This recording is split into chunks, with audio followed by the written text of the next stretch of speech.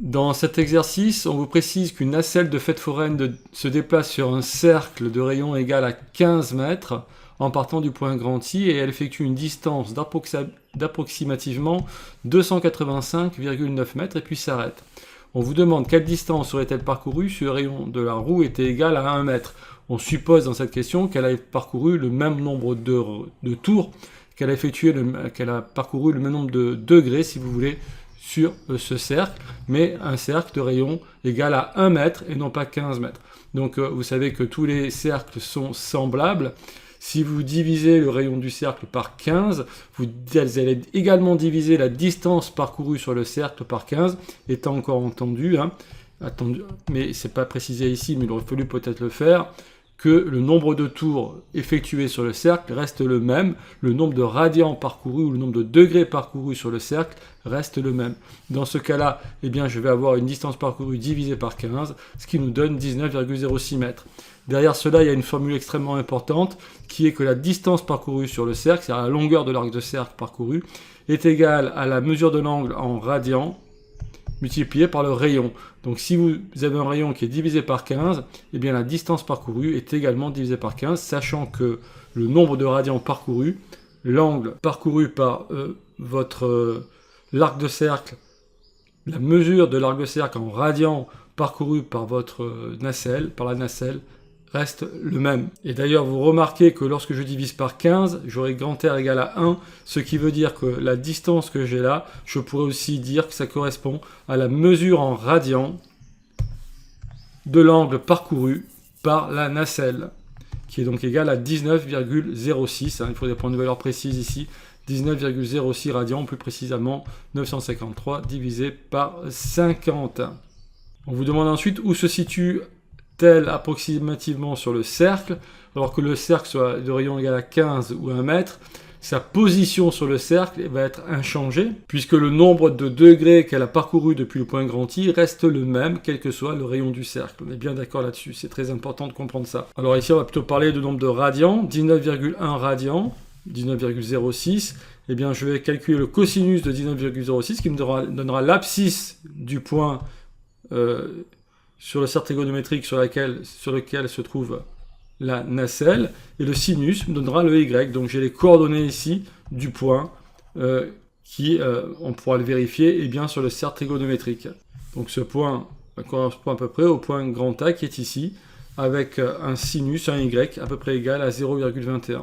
Alors évidemment, une seule coordonnée suffit à donner la position de ce point sur le cercle, mais on peut vérifier que l'abscisse de ce point sur le cercle correspond bien au bon ordre de grandeur de ce qui est attendu.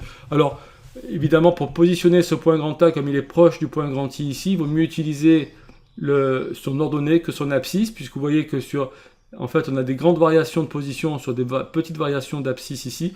Par contre, on a des variations de Y à peu près identiques aux variations de la position sur le cercle ici. La distance parcourue sur le cercle est très proche du Y quand on est proche du point grand I ici. Donc on va plutôt utiliser l'information en Y pour placer correctement le point grand A ici.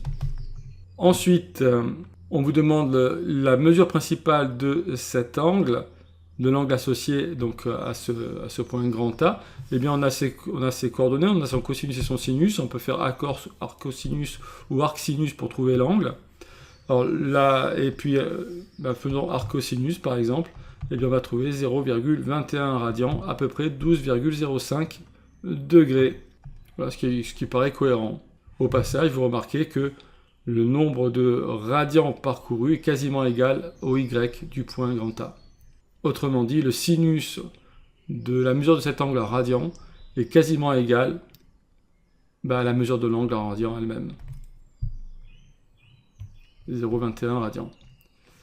Si on veut connaître le nombre de tours parcourus par la nacelle, donc associée à cette mesure d'angle de 19,06 radians, elle a parcouru 19,06 radians, mais ça fait combien de tours de cercle? Eh bien, pour faire ce calcul, on a ici 285,9 divisé par 15, la mesure en radians de l'arc de cercle parcouru. Je divise par 2π. 2π étant la valeur, le nombre de radians correspondant à un tour. Pour calculer le nombre de tours effectués. Donc on a 3,03349 tours effectués par la nacelle. Distance parcourue sur le cercle divisé par le rayon, ça nous donne la mesure d'angle en radians. Je divise par le nombre de tours en radians, puisque pour rester sur des unités cohérentes, des radians divisé par des radians, ça va me donner, puisqu'on a ici 2 pi qui correspondent à un tour, ça va nous donner le nombre de tours. J'ai combien de tours dans 285,9 divisé par 15, il y a combien de tours? Donc je divise par 2pi pour connaître le nombre de tours. Et alors si on prend les décimales ici, ça correspond à 0,03349 tours, je multiplie par 2pi, je retrouve évidemment la mesure en radians, la mesure principale en radians de cet angle, qui a aussi pour mesure 285,9 divisé par 15 en radians. Voilà, bien je vous remercie de votre attention.